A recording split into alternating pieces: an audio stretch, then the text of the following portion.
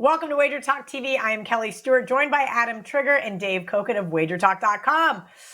Guys, this one's a tough one for me. Texas Tech traveling to NC State, 7 o'clock Eastern on Saturday. I wanted to be all over the Red Raiders here, Dave, but there's a little thing that Marco D'Angelo likes to call a sandwich spot. I was on Tech -3 last weekend, got taken to overtime by Houston, and got the push. Now, I looked at him this week. I said, okay, I love them. And Marco said, not so fast, my friend. Look who they have on deck. And he nailed it. They play Texas next week. This is just one of those spots where, as much as I like Tech catching double digits on the road, I just am going to stay away. Koken, help me here, decipher this game and what side you may be getting to the window on. Oh, I'm not going to bet this game. Look, I don't like the spot for Texas Tech. And you've already explained that, so there's no reason for me to go through it again. I agree with that. I do like the rushing defense for Texas Tech, which looks like it's going to be really good.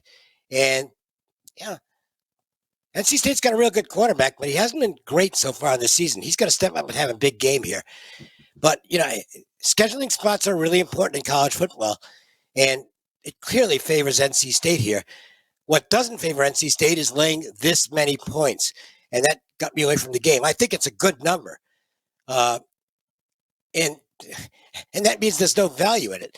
I mean, I won't be surprised if Texas Tech gets smashed here because they've got bigger fish to fry, so to speak. The flip side is, with their defense, their rushing defense in particular, if they can play some reasonable pass defense, they've got the chance to keep this one fairly low scoring, in which case 10 points can be a lot. So I'll give you leans. No, I won't even give you a lean on the side. I'll give you more of a lean on the total. I think this one's got a chance to stay under. I think Texas Tech can do enough defensively and maybe turn NC State into a little bit of a one-dimensional team that they don't want to be. So there's my lean in the game, under. Under. That's a really interesting one here because Trigg said the same thing as you before we hit record, and that was he was afraid Texas Tech could just get walloped here. I don't know if that's the case either. And the reason why I was looking also towards the under is because it does favor the dog catching double digits. Trigg, help me understand why you think this could be an NC State beatdown. Well, you guys already talked about the scheduling spot.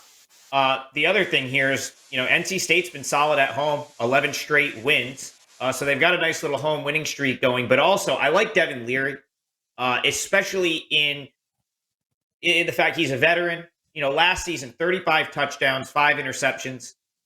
He's going to take care of the ball. And I think that could potentially play here. Texas Tech, their defense looked better than I expected it to last week. But Houston, obviously, McCaskill goes down before the beginning of the season.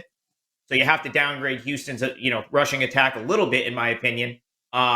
Here, the thing that I think really favors NC State, you look at Donovan Smith last week, 3 picks. He also took 6 sacks in that game.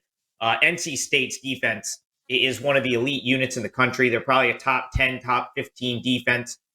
So that's where I can kind of see them sort of taking control of this game. Kel, I don't love laying double digits.